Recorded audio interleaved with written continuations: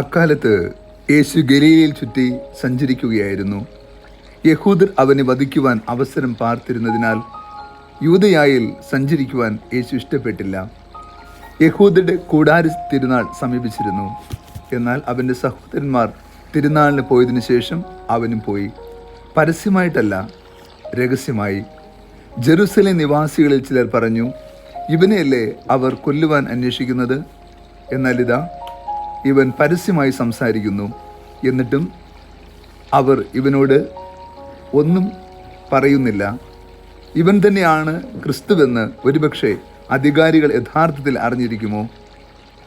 ഇവൻ എവിടെ നിന്ന് വരുന്നുവെന്ന് നമുക്കറിയാം. എന്നാൽ ക്രിസ്തു വരുമ്പോൾ എവിടെ നിന്നാണ് വരുന്നതെന്ന് ആരും അറിയുകയില്ലല്ലോ. ദേവാലയത്തിൽ പഠിപ്പിച്ചുകൊണ്ടിരിക്കുമ്പോൾ യേശു ഉച്ചത്തിൽ പറഞ്ഞു, ഞാൻ ആരാണെന്നും എവിടെ നിന്ന് വരുന്നുവെന്നും നിങ്ങൾക്കറിയാം. എന്നാൽ ഞാൻ സ്വമേധയ വന്നവനല്ല, എന്നെ അയച്ചവൻ സത്യവാനാണ്. അവിടുത്തെ നിങ്ങൾക്ക് അറിഞ്ഞുകൂടാ, എനിക്ക് അവിടുത്തെ അറിയാം. എന്തെന്നാൽ ഞാൻ അവിടുത്തെ അടുക്കൽ നിന്ന് വരുന്നു, അവിടുന്നാണ് എന്നെ അയച്ചത്. യേശുവിനെ ബന്ധിക്കുവാൻ അവർ പരിശ്രമിച്ചു. എന്നാൽ ആർക്കും അവനെ പിടിക്കാൻ കഴിഞ്ഞില്ല. എന്തെന്നാൽ അവൻ്റെ സമയം ഇനിയും വന്നിരുന്നില്ല.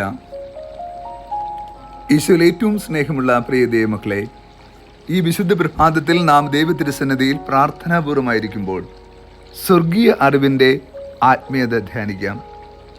ഇന്നത്തെ സുവിശേഷത്തിലൂടെ യേശു നമ്മെ പഠിപ്പിക്കുന്ന ഏറ്റവും മനോഹരമായ പാഠം ക്രിസ്തു പിതാവിനാൽ ഐക്യപ്പെട്ട പൊന്നോമന പുത്രനാണ് എന്ന യാഥാർത്ഥ്യമാണ്.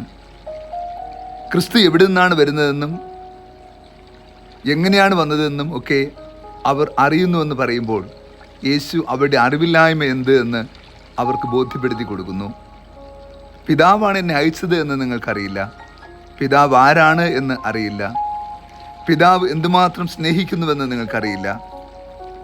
ഞാൻ സത്യമായും പിതാവിനാൽ ഐക്യപ്പെട്ടവനാണ് എന്ന് യേശു ദേവാലയത്തിൽ പ്രഖ്യാപിക്കുകയാണ്. ക്രിസ്തു വന്നത് പിതാവിൻ്റെ അടുക്കൽ നിന്നാണെന്നും അവിടുന്ന് അയച്ചതുകൊണ്ടാണ് അവിടുന്ന് ഭൂമിയിലേക്ക് വന്നതെന്നും യേശു ലോകത്തെ പഠിപ്പിച്ചു. സത്യത്തിൽ ഇന്നത്തെ സുവിശേഷം നമുക്ക് ഒരു ആത്മീയ പിൻബലം നൽകുന്നു. ക്രിസ്തുവിനെക്കുറിച്ച് ഉണ്ടാകേണ്ട സംശയങ്ങൾക്കെല്ലാം ക്രിസ്തു തന്നെയാണ് ഉത്തരം നൽകുക.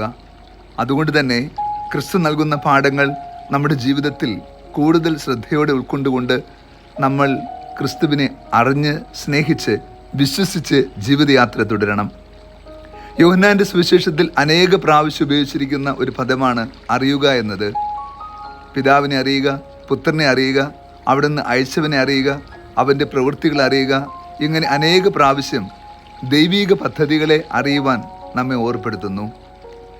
അറിവ് മാത്രമാണ് ദൈവത്തെ തിരിച്ചറിയുവാനും നമുക്ക് സഹായകമായി തീരുക. പിതാവിനെ അറിയുന്ന മക്കൾ എപ്പോഴും വിശ്വസ്തരായ മക്കളായിരിക്കും. ക്രിസ്തു പിതാവിനെ അറിയുന്നത് പോലെ നാം ക്രിസ്തുവിനെ അറിഞ്ഞാൽ നാം ദൈവത്തിൻ്റെ വത്സല മക്കൾക്കുള്ള യോഗ്യതയിൽ ജീവിക്കുന്നവരായി മാറും. നമ്മുടെ അറിവും ബോധ്യവും ഇല്ലായ്മ കൊണ്ടാണ് പലപ്പോഴും സംശയങ്ങൾക്ക് ഇടവരുന്ന രീതിയിൽ നമ്മൾ ജീവിച്ചു പോവുക. ജീവിതത്തിൻ്റെ എല്ലാ വേളകളിലും ക്രിസ്തുവിന് ബലം നൽകിയത് പിതാവിനെ അവിടുന്ന് അറിയുന്നു എന്ന ബോധ്യമായിരുന്നു. നമ്മുടെ ജീവിതത്തിലെ ഏതൊരു സങ്കടകരമായ അനുഭവങ്ങളിലും നിലനിൽക്കുവാൻ നമ്മെ സ്നേഹിക്കുന്ന ഒരു പിതാവുണ്ട് എന്ന ബോധ്യമുണ്ടെങ്കിൽ അത് വലിയ ബലമാണ്. അപ്രകാരമുള്ള ആത്മീയ ബലം സ്വീകരിച്ചുകൊണ്ട് കൂടുതൽ കൃപയോടെ വിശ്വാസത്തിൽ ബലപ്പെടുവാൻ ഈ വിശുദ്ധ ദിനം നമുക്ക് പ്രത്യേകമായി പ്രാർത്ഥിക്കാം. അവിടുത്തെ അറിഞ്ഞു സ്നേഹിക്കുവാൻ നമ്മെ പഠിപ്പിക്കണമെന്ന് യാചിക്കാം. കർത്താവ് നിങ്ങളോട് കൂടെ.